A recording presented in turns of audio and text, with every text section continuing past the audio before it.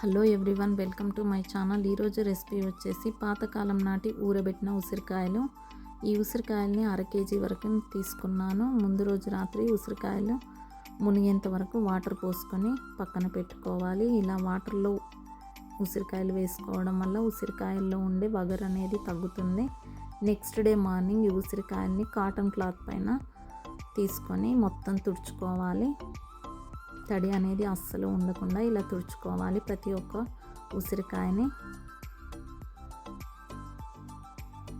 దీన్ని ఇలా తుడుచుకున్నాక వీటన్నింటిని ఫ్యాన్ కింద ఒక 5 to 10 minutes వరకు పక్కన పెట్టుకోవాలి.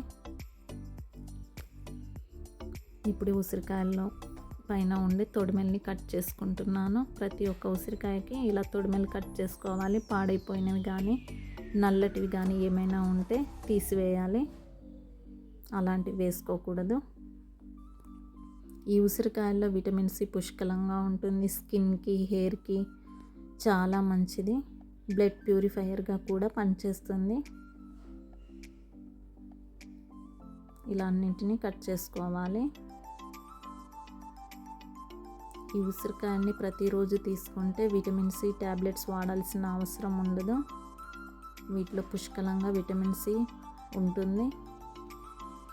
ఒక్క ఉసిరికాయ తింటే 700 mg వరకు విటమిన్ సి ఉంటుంది.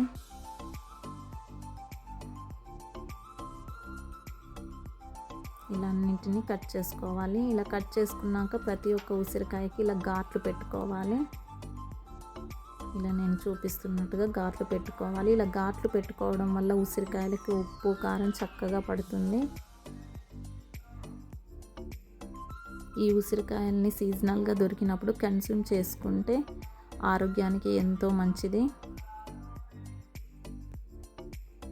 ఏదో ఒక రూపంలో ఎప్పుడు తీసుకుంటూ ఉండాలి. ఈ ఉసిరికాయలు ఉప్పుగా, కారకారంగా చాలా బాగుంటాయి. ఇలా అన్నింటికి ఘాట్లు పెట్టుకోవాలి.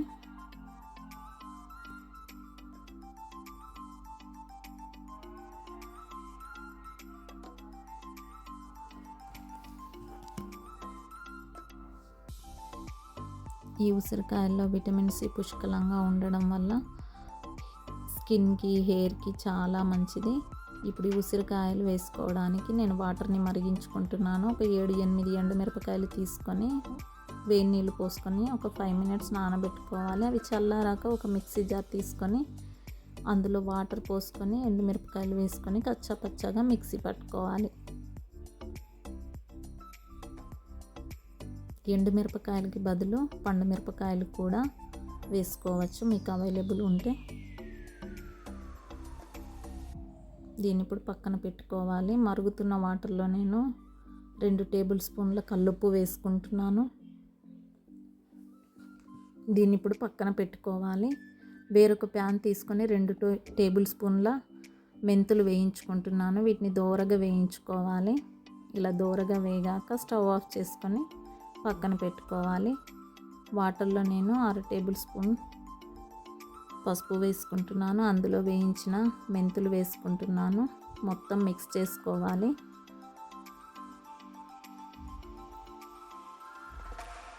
అందులోనే చిన్న ముక్కలుగా కట్ చేసిన అల్లం ముక్కలు కూడా వేసుకోవాలి. కచ్చాపచ్చాగా మిక్సీ పట్టిన ఎండుమిరపకాయలు వేసుకోవాలి. మొత్తం మిక్స్ చేసుకోవాలి. ఇప్పుడు ఘాట్లు పెట్టుకున్న మనం ఉసిరికాయల్ని వేసుకోవాలి.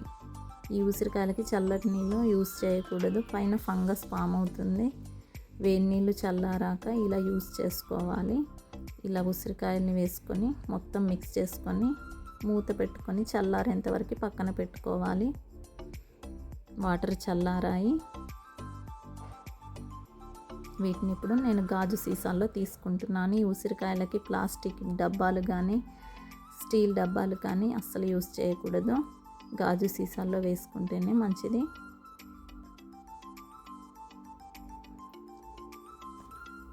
నాకు పెద్ద గాజు సీసా లేదు కాబట్టి చిన్నవి 2 తీసుకొని అందులో వేసుకుంటున్నాను. ఇలా అన్నింటినీ వేసుకొని వాటర్ కూడా ఉసిరికాయలు మునిగేంత వరకు పోసుకోవాలి.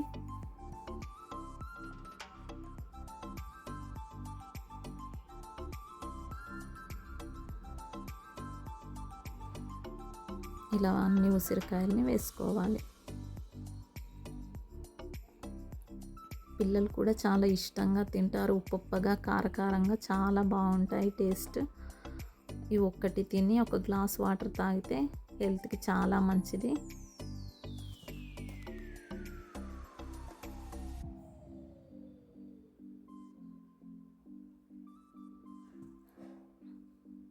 చివర్లో నిమ్మరసం పిండుకోవాలి.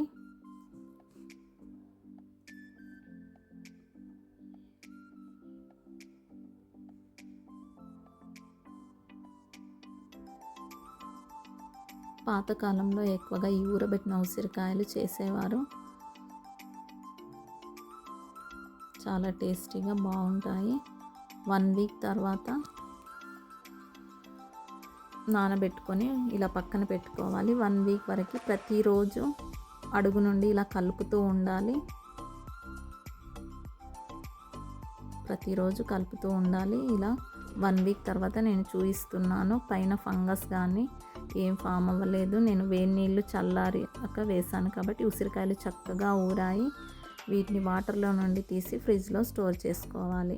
రెసిపీ నచ్చితే లైక్ చేయండి, షేర్ చేయండి, సబ్స్క్రైబ్ చేయండి. Thanks for watching.